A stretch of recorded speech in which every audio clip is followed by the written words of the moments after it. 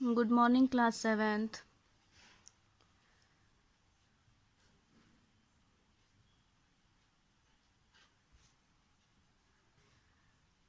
आज हम लोग पढ़ेंगे सर्वांग समता की ASA शर्त। सर्वांग समता की जो ASA शर्त है वो क्या होती है। इसके पहले हम लोग पढ़ चुके हैं सर्वांग समता की SSS शर्त और SAS शर्त, ये हम लोग पढ़ चुके हैं। अब हम लोग पढ़ेंगे ASA शर्त, एंगल साइड एंगल। तो ये क्या होता है, दो त्रिभुज सर्वांगसम होते हैं यदि एक के दो कोण व सम्मिलित भुजा दूसरे के क्रमशः दो कोण व सम्मिलित भुजा के समान हो। तो इसको आप लोग कॉपी में नोट कर लेंगे।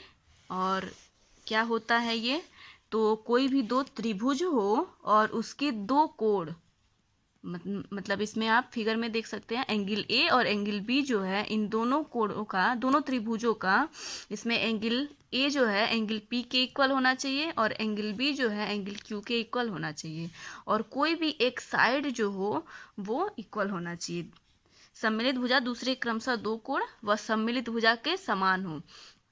मतलब इसमें आपका देखिए ए बी आपका दिया है, त्रिभुज ए बी सी में ए बी दिया है 6.6 और एंगल ए दिया है 80, एंगल बी दिया है 50।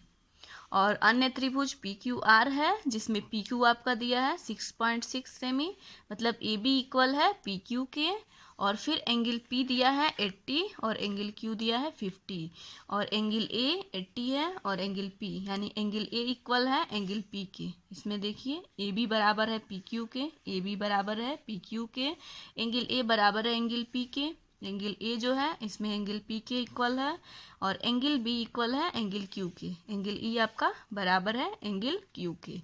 ये भी 50 है, ये भी 50 है। तो मतलब त्रिभुज ए बी सी जो है, ये त्रिभुज जो है ए बी सी, इसको हम इस पे रख दें तो ये पूर्णतः इसको ढक लेगा। मतलब आपका सर्वांगसम, इसको इसी को सर्वांगसम कहते हैं। मतलब त्रिभुज ए बी सी जो है ये सर्वांगसम होगा त्रिभुज पी क्यू आर के। मतलब त्रिभुज के कोणों के योग के नियम द्वारा है, त्रिभुज के दिए गए दो कोण से तीसरा कोण भी हम लोग ज्ञात कर सकते हैं। मतलब दो कोण दिया है तो तीसरा कोण भी हम निकाल सकते हैं। तो इसमें एंगल साइड एंगल, ये आपका प्रॉपर्टी होता है, इसको आप लोग कॉपी में नोट कर लेंगे। इसके बाद हम एक्सरसाइज सॉल्व करेंगे 7.4 जो कि इसी शर्त पे आपका बेस्ड है। तो पहला क्वेश्चन पढ़ते हैं।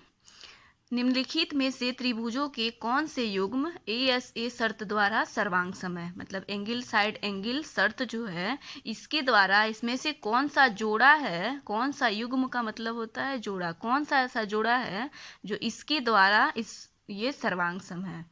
तो पहले फिगर में देखेंगे आप ABO और ये CD ऐसे दिया है।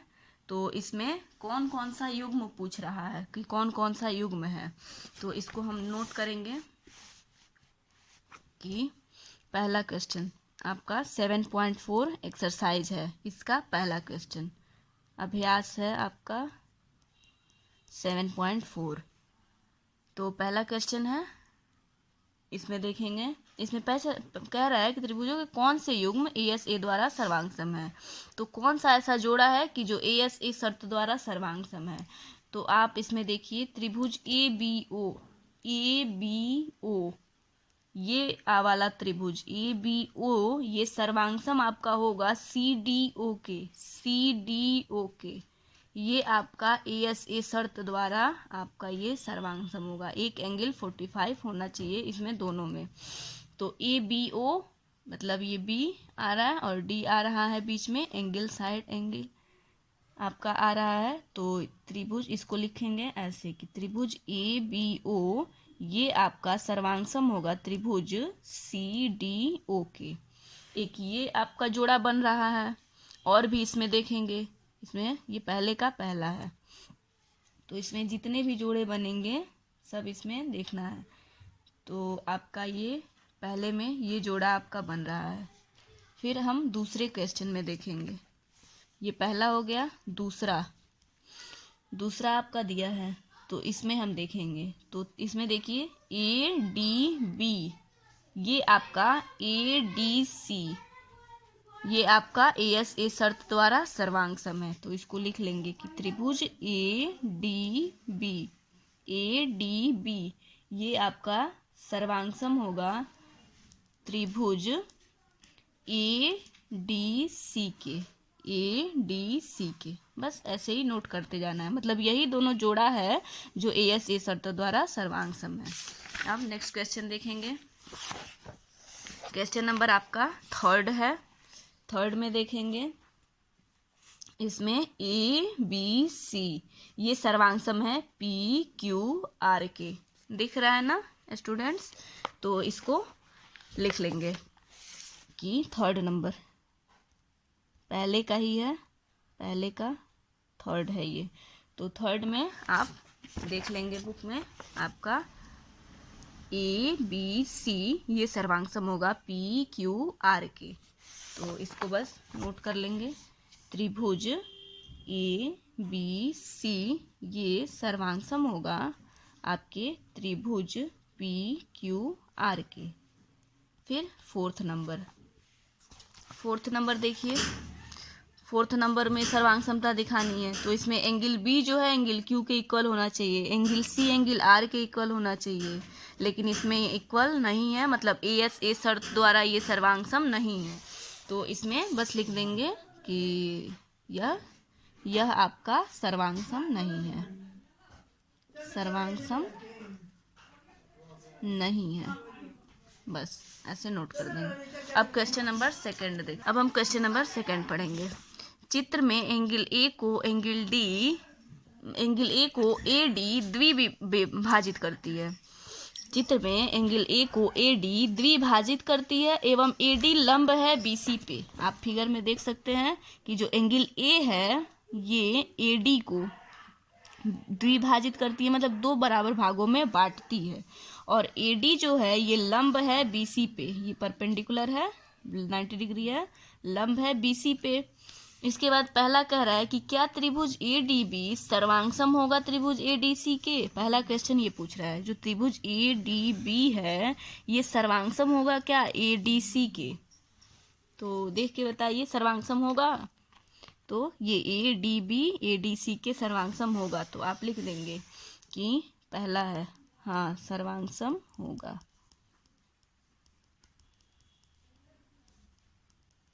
पहला नोट कर देंगे। फिर दूसरा इसमें क्वेश्चन है कि पहले में प्रयुक्त भागों के 3 युग्म लिखिए, मतलब पहले में जो 3 युग्मों का यूज किया गया है उसको लिखना है। तो इस फिगर में हम देख के 3 जोड़े लिख देंगे। तो पहला है एंगल, यहाँ से शुरू करेंगे, बी ए डी ये आपका इक्वल होगा सी ए डी के, बी ए डी इक्वल होगा सी ए डी के होगा ये। तो दूसरे में आपका दूसरा है क्वेश्चन, दूसरे का ही दूसरा है, तो इसमें लिख देंगे कि एंगल बी ए डी जो है यह इक्वल होगा एंगल सी ए डी के। और फिर और भी ये पहला जोड़ा हो गया, 3 युग्म लिखना है, 3 जोड़ा लिखना है। फिर आपका ये दोनों के लिए, दोनों त्रिभुजों के लिए ये जो ए डी है ये इक्वल है, तो लिख देंगे ए डी इक्वल है आपके ए डी के। फिर तीसरा युग्म देखेंगे, तो तीसरे में ए डी बी ये इक्वल होगा ए डी सी के। तो इसको लिख देंगे कि angle A D B equal होगा एंगल ए डी सी के। तो ये दूसरा हो गया। फिर इसी में तीसरा भी कह रहा है कि क्या यह कहना सही है कि बी डी इक्वल होगा डी सी के। तो आपके क्वेश्चन में कह रहा है कि बी डी इक्वल होगा डी सी के, यह कहना सही है। तो नहीं, यह आपका सही नहीं है। थर्ड लिख देंगे नहीं। फिर क्वेश्चन नंबर थर्ड देखेंगे।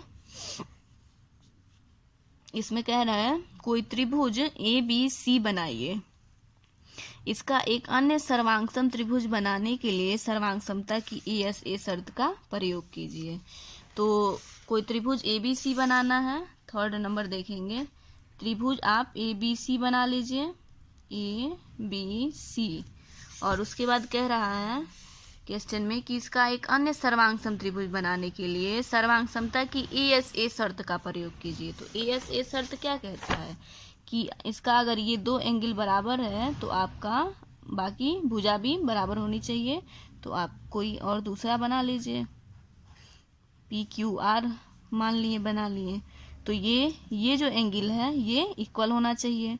तो इसमें लिख देंगे कि एंगल B इक्वल है एंगल Q के, एंगल C इक्वल है एंगल R के, और त्रिभुज ABC आपका ये सर्वांग सम है त्रिभुज PQR के। और लिख देंगे कि यही आपका सर्वांग समता की ASA शर्त है। बस इसको लिख देंगे ऐसे ही। उसके बाद से क्वेश्चन नंबर 4 करेंगे। 4 में कह रहा है त्रिभुज ABC में यह ज्ञात है कि एंगल B इक्वल है एंगल C के। कल्पना कीजिए कि आपके पास त्रिभुज ABC की दूसरी प्रति है,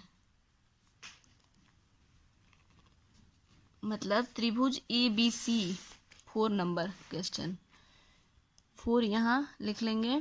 और त्रिभुज ABC कह रहा है तो त्रिभुज ABC हम बना लेंगे, ABC। इसमें कह रहा है एंगल B इक्वल है एंगल C के, यह ज्ञात है, यह आपको दिया गया है कि B मतलब जो एंगल B है यह एंगल C के इक्वल है, यह ज्ञात है। अब कह रहा है इमेजिन करने के लिए कल्पना कीजिए आपके पास त्रिभुज ABC की दूसरी प्रति है, मतलब दूसरी एक ABC है, इसका दूसरा प्रति है, दूसरा छाया ABC है। अब इसमें कह रहा है पहला क्वेश्चन कि क्या त्रिभुज ABC सर्वांग सम होगा ACB के। त्रिभुज ABC सर्वांग सम होगा ACB के। तो ये आपका पहला हाँ लिख देंगे कि हाँ सर्वांग सम होगा।